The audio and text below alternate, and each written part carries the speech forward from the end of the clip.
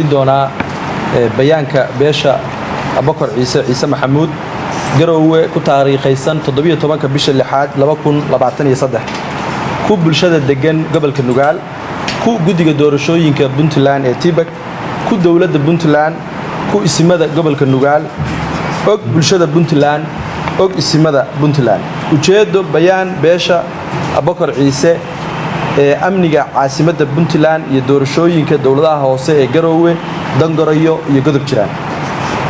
guurtida siyaasiyiinta ganacsatada aqoon-yahanka waxgaradka iyo dhalinyarada beesha Abubakar Ciise markay arkeen dhaawaca caasimadda Puntland ka soo gaaray falalka amni darrada ah ee isxigay ayna geysteen siyaasiyiinta gobolka Nugaal oo adeegsanaya ciidamo kamida kuwa difaaca Puntland kana soo jeeda gobolka Nugaal markay arkeen dhaawaca dhimashada arintaani ka dhalatay markay arkeen afduubka jirdilka siyaasiyiinta ganacsatada iyo dadka ka ra'yiga duwan lagu sameeynayo iyadoo oo madaxa loo soo duubanayo markay arkeen walwalka ay qabaan dadka caasimadda degan iyo dadka maal gashaday markay arkeen in dadkii amni darrada sameyn jiray arintan ka faa'iideysteen booliiskiina ay ku adkaatay siday wax uga qaban lahaayeen markay arkeen in doorashadii golayaasha deegaanka ee ku qabsoontay si nabdoon 33 degmo oo ay ku jiraan 2 degmo oo gobolka Nugaal ah waa ayl iyo Buurtinle waxa haray ay yihiin garowe godob jiraan dangorayo oo ka ah 8% degmooyinka Puntland iyo sidoo kale 20% dadkii codbixiyaasha ahaa ee 400,000 ahaa ee reer Puntland isdiiwaan galiyay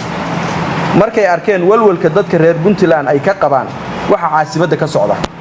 markay arkeen khatarta amni iyo dib u dhaca arintaani keeni karto markay arkeen in dadka saddexdan degmo diyaar u yihiin inaysan ka harin dadka reer Puntland ee guuray waxay soo saareen bayaanka hoos ku xusan ama talooyinkan hoos ku xusan in doorashooyinka saddexda degmo la qabto maadaama dadka deegaankani ay ka mid yihiin dadka reer Puntland inay wax doortaan iyo in la doortana ay xaq dastuuriya u leeyihiin aysan jirin sabab keeni karta in doorashada qori laga hor istaago in si nabadgelyo ah garowe loogu soo celiyo heerkii ay joogtay xaaladan ka hor aan la aqbali karin waxa hadda ka socda in siyaasiyiinta beesha ee arintani khusayso beeshu la kulanto wixii ay gar u leeyihiinna ku gacan siiso wixii ay ku gardaran yihiinna ka qabato sida shariicada islaamku qabto in beelaha kale ee degan gobolka Nugaal beeshani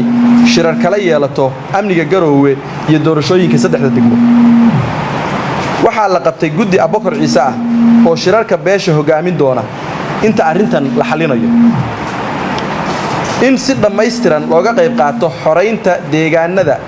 SSC Khaatumo ee walaalahana